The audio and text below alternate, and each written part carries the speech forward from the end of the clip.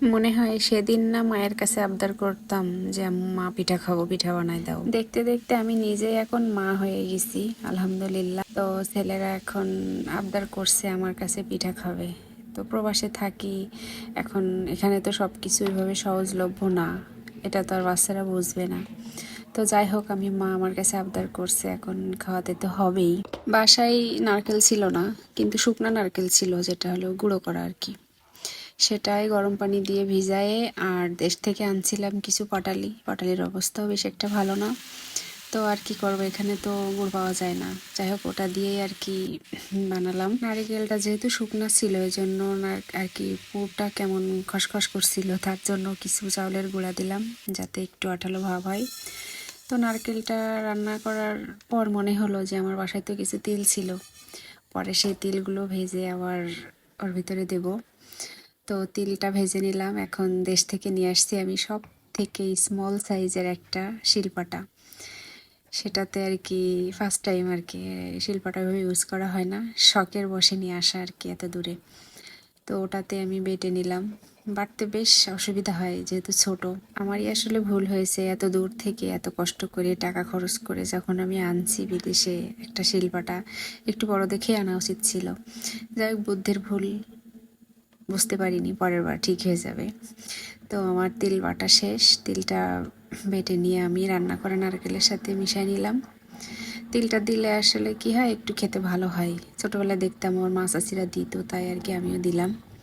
তো নারকেলের পুরটা আমার রেডি। এখন চাউলের গুঁড়া দিয়ে আর কি আটাটা মারতে হবে, তার জন্য আমি পানি বসালাম। পানিতে একটু লবণ দিয়ে ফুটাই নিলাম। এখন এই পানির ভিতরে আটাটা দিয়ে, আটা না সরি, চাউলের গুঁড়াটা দিয়ে সুন্দর করে নেড়ে চেড়ে আটাটা রেডি করে নিব।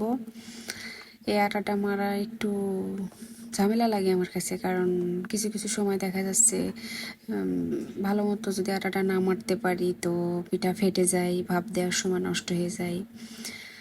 তো যাই হোক, যতদূর পারি, যতটুকু অভিজ্ঞতা আছে সেই অনুযায়ী আটাটা রেডি করে নিলাম আর কি।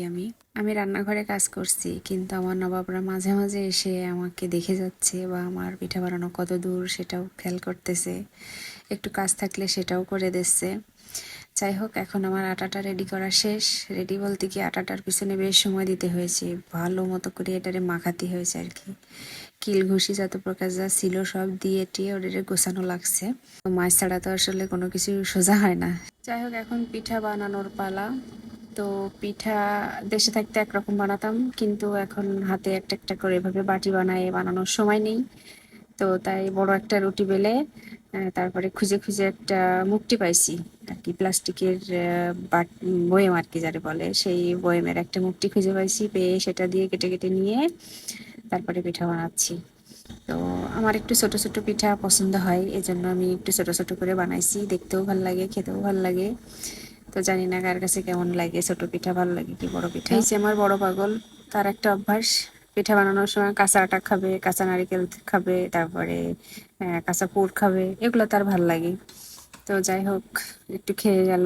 তারপরে আমি টুকটুক করে একা হাতে তো 4-5টা করে বানাচ্ছি, আর মানে ভাবতেছি, সিদ্ধ করছি আর কি। দেশে থাকলে এমন পিঠা বানানোর সময় কত মানুষ থাকে, আশেপাশে সবাই মিলে একসাথে বানানো হয়, বেশ কত সুন্দর সময়টা পার হয়, ভালো লাগে। একদিকে গরম গরম পিঠা বানানো হচ্ছে, একদিকে খাওয়া হচ্ছে। কেমন লাগতেছে? মজা। মজা মজা। খেয়ে নাও। বিসমিল্লাহ। হুম।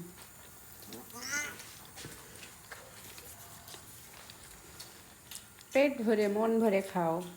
আমরা প্রবাসে থাকি, আমাদের খাওয়ানোর কেউ নেই, অতএব আমরা বানাতে হবে, আমাদেরই খেতে হবে। ঠিক আছে। গরম গরম পিঠা বানাচ্ছি, ছেলেরা খাচ্ছে, বেশ মুহূর্তটা বেশ সুন্দর। তারপরে আমার ছেলেরা একটু দেখলো আমার পাশে দাঁড়ায় যে এটা আমি কিভাবে করছি। ঠিক আছে, ও একটু চেষ্টা করছি কিন্তু পারিনি বানাতে। যাই হোক, সেটা আর দেখানো হয়নি। তারপরে এই যে সর্বশেষে আমাদের উনি বাসায় আসছেন, বাসায় এসে উনি একটু আমাকে সাহায্য করলেন, করে একসাথে খাওয়া দাওয়া করলাম। বেশ সুন্দর একটা সন্ধ্যা পার হলো আমাদের।